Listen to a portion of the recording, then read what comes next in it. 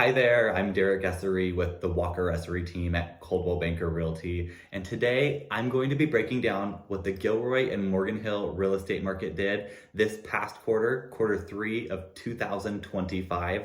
When we look at these statistics, I'm going to compare them to 12 months prior, so quarter 3 of 2024, so you get a feel for what the real estate market is actually doing. Now, first up, we have the average sale price in the Gilroy and Morgan Hill area, and this was a big number. We saw the average sale price hit $1,360,000, which is actually up 2% from quarter 3 of 2024. And I found this to be pretty interesting because I know over the last 12 months, we've seen a lot of news, a lot of headlines out there that the real estate market might not be doing so hot. But this is proof right here that home prices did actually go up 2% over the last 12 months. So we are still seeing solid home price appreciation. Next up, we've got the average sale price to list price ratio. And what this is when a home seller puts their home on the market, how much they're actually getting based on their asking price.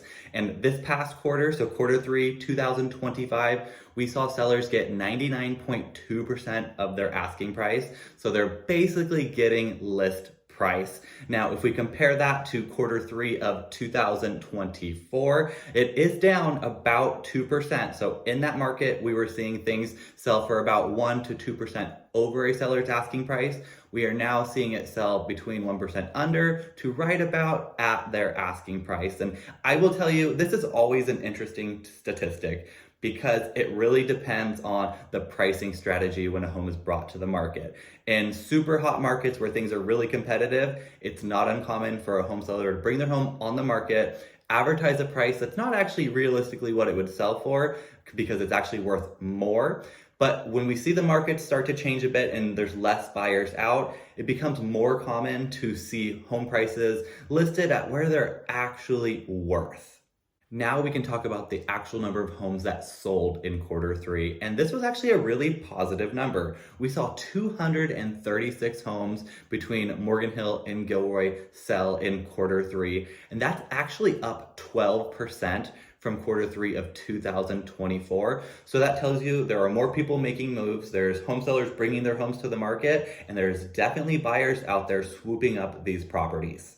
Now, when I say swooping up these properties, how long is it actually taking for the average home to sell in our area? Well, the answer is the average days on market is 38 days, and that's actually up 58% from quarter 3 of 2024. So it is taking longer, but traditionally a good rule of thumb from my experience is when you look at a healthy real estate market, usually homes on average take between 30 and 45 days to sell. Yes, from 2020 to 2023, when we were going through COVID period, we saw some crazy average days on market where we started to see things selling between 4 and 7 days.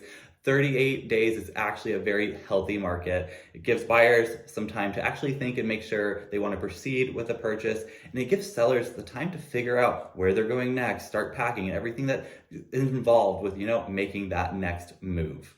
And lastly, let's talk about the number of new listings that came to the market. So in quarter 3 of 2025, we saw a total of 117 new homes get listed. Now, this is actually down about 16% from quarter 3 of 2024, but it's still a positive to see that when we're talking about summer months, that we are still seeing homeowners making moves, putting their homes up on the market. A lot of times the homeowners that we have worked with lately have been trust sellers, divorcees, a lot of people that actually have a purpose to be making a move right now. It could even include people that are making move up purchases. So they bought their first home, they now have enough equity that they're moving up into a larger home or an area that they've been desiring to get into. Now, all this data is averages between 2 cities. So if you'd like me to break down the numbers specific to your neighborhood or your specific property, please reach out and I would be happy to do that.